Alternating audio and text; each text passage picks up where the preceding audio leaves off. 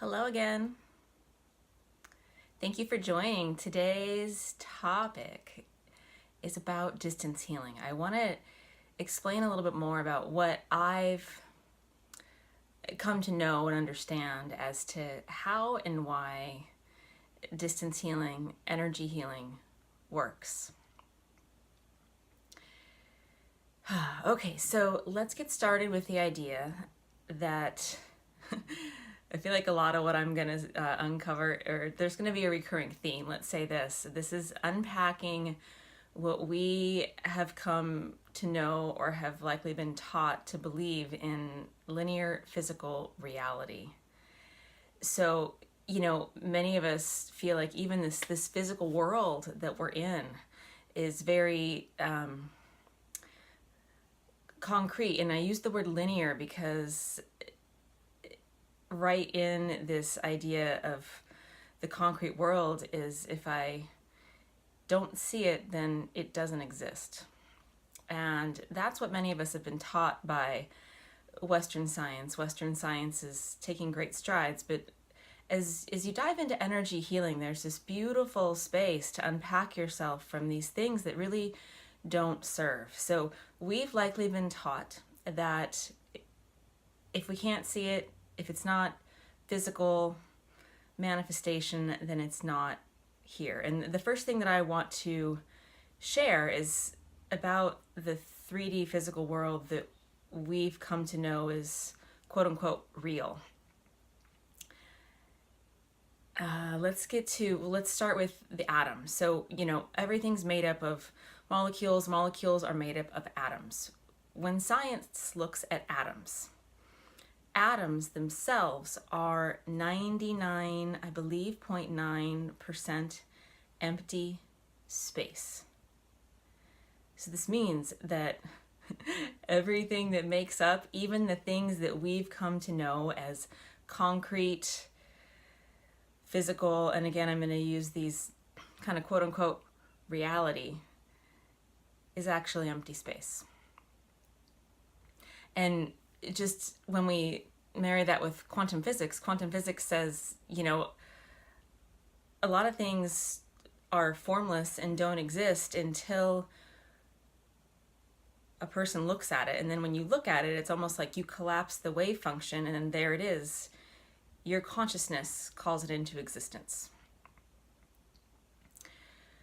All right, so that was a lot, but the idea that I wanted to touch on is that this physical reality that we've been taught is the do-all and end-all, be-all reality is actually mostly empty space.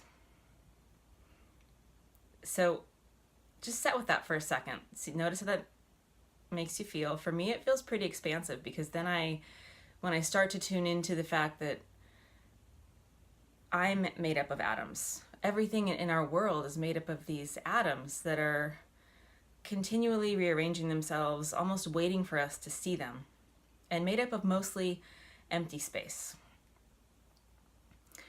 So just hang in there with that idea. I want to also touch on the idea that we are antennas, and that we, with our thoughts, with our consciousness, with our awareness, we broadcast out. We're always doing it. One way to start to think about that is the idea of making a phone call, especially in the days that we live right now, of being able to pick up the phone, call your mom. Maybe she's around the world. There might be an extra fee involved, but you can speak with someone instantaneously across time and space in this linear 3D world that we've been trained as the only reality. So we already know that this is possible within the confines of the 3D world. What's really wonderful when we think about ourselves as broadcasting antenna and systems is that, we're doing this, if we accept that we're doing this all the time by default anyway, that's actually how law of attraction states that we create our world. We're sending out energetic signals all the time, and we're attracting the exact match to our overall being's broadcasting signal. And I want to share a little caveat with you. I just recently wrote a book, and when I was doing the research on just what was the state of science about whether or not humans were broadcasting systems, I about fell out of my chair, because I came to find that science didn't even question whether or not that was true. The current research that I found, that I'm not going to get into because I don't know too much about it, but that was actually just taken for granted. They were looking at using human beings to create different kinds of firewalls or to amplify a signal. So even science knows that we are broadcasting all the time. So let's bring this full circle with how does this work for distance healing? Well, first what I want to touch on is let's look at how it works with not distance healing, with just one-on-one. You're putting your hands on yourself, but you're not touching, or you're laying hands on someone else. And then we'll extrapolate into distance healing. So the other thing I want to touch on is the idea of entrainment. As a healer, the energy that you're pulling in, the energy that, I mentioned earlier, that our spinal columns are these conduits of light, and the light flows through and out through our hands and actually out through our entire being. So what we're doing when we're healing, laying on hands of ourselves or another in just day-to-day life, before we get to distance healing, we're entraining to the light that's coming through. And now entrainment is this idea of when one violin chord is struck, there can be another violin just sitting right next to it. That same chord on the violin that hasn't been struck will vibrate.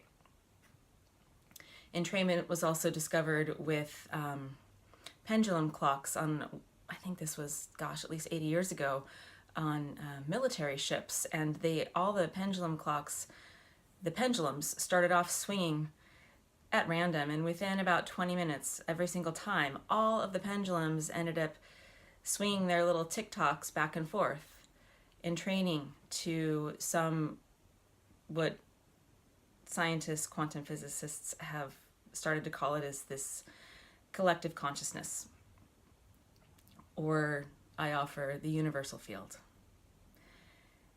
All right, so when you're harnessing, channeling energy, it comes through your main energy channel, the Sushumna. It goes out through your hands. It also is just emanating from your entire energy body. This light energy is offering the opportunity for entrainment. And this is literally like raising vibrations, vibing up.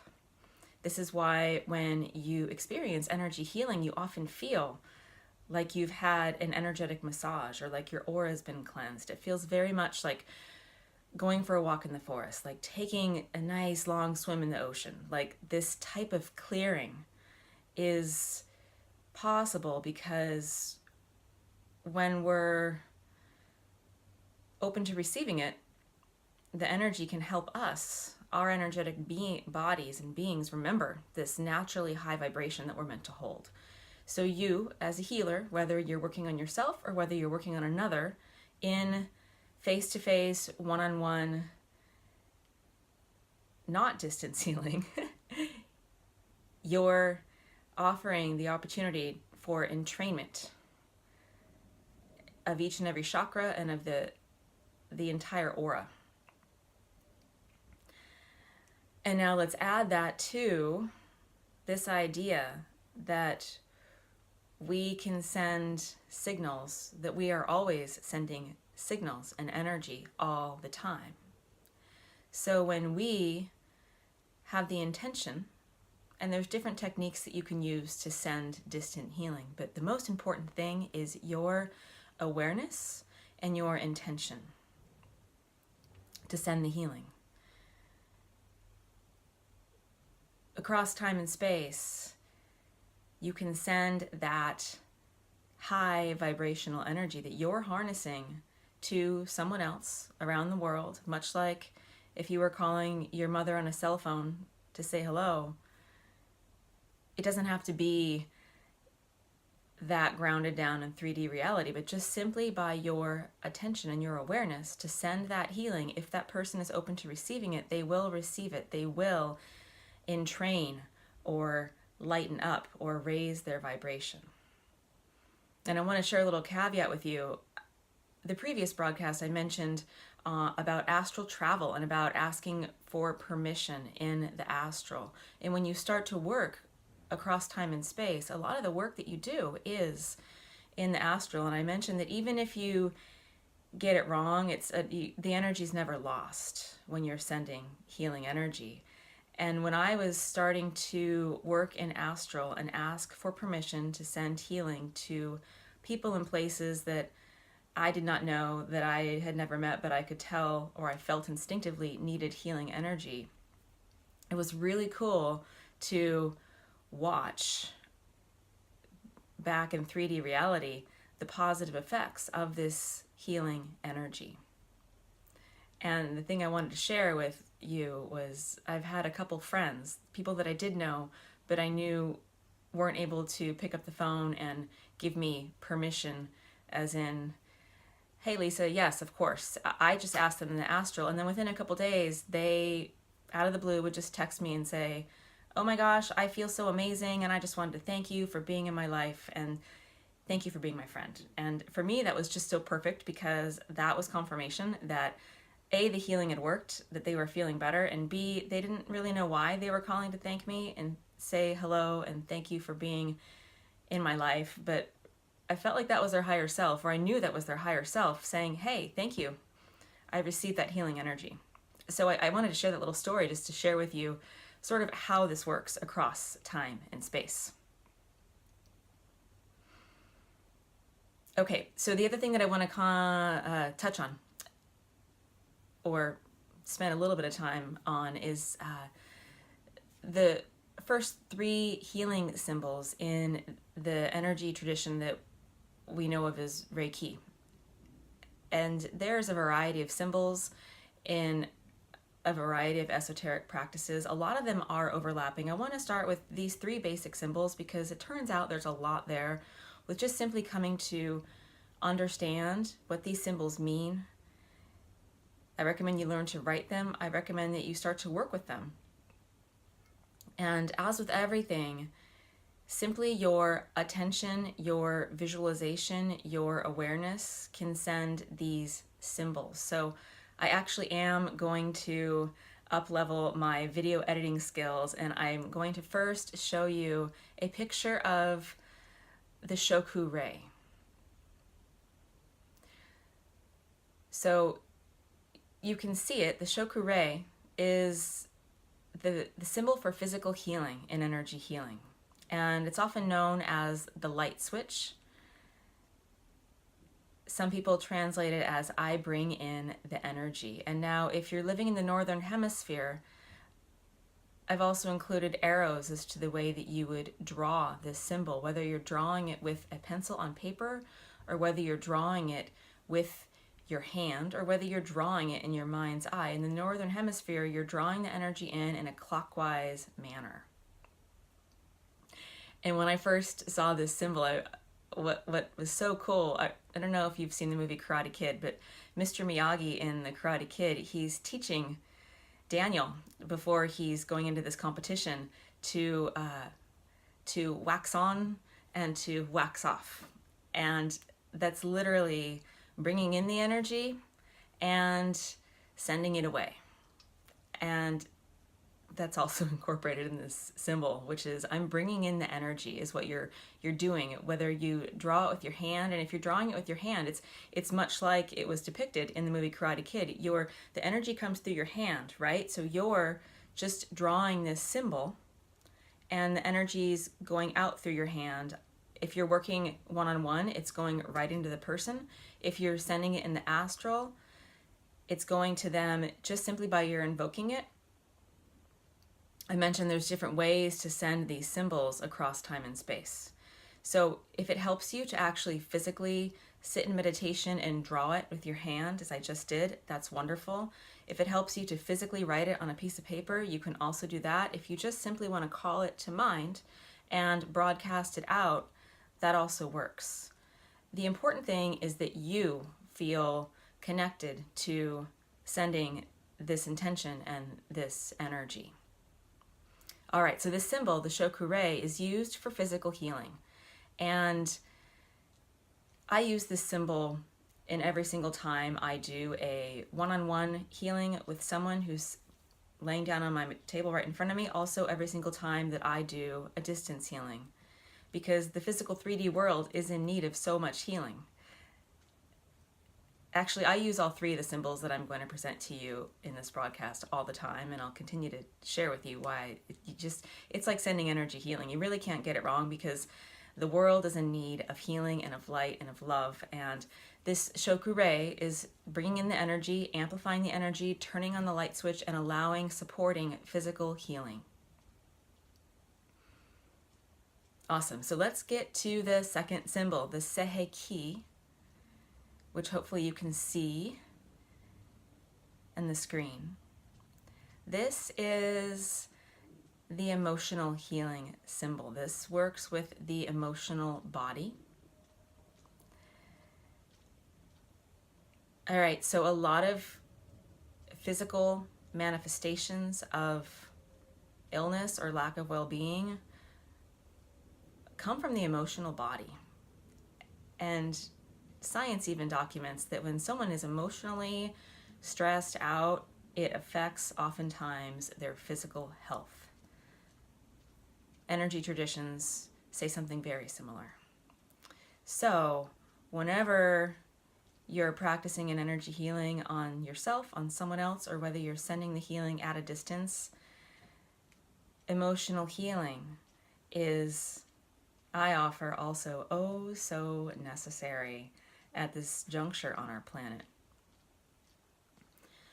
And again, you can draw this with your hand, you can draw it with a pen and paper, you can call it to mind and send this symbol out.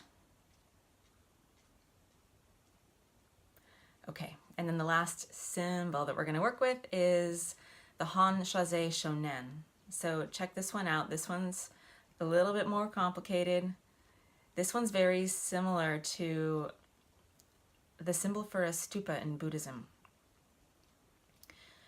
So this symbol, Han Shaze Shonen, is really powerful to use in sending distant healings.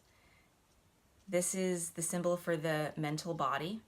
And when we send distant healing, we're sending our consciousness signals out. This symbol amplifies and facilitates the healing to be sent across time and space.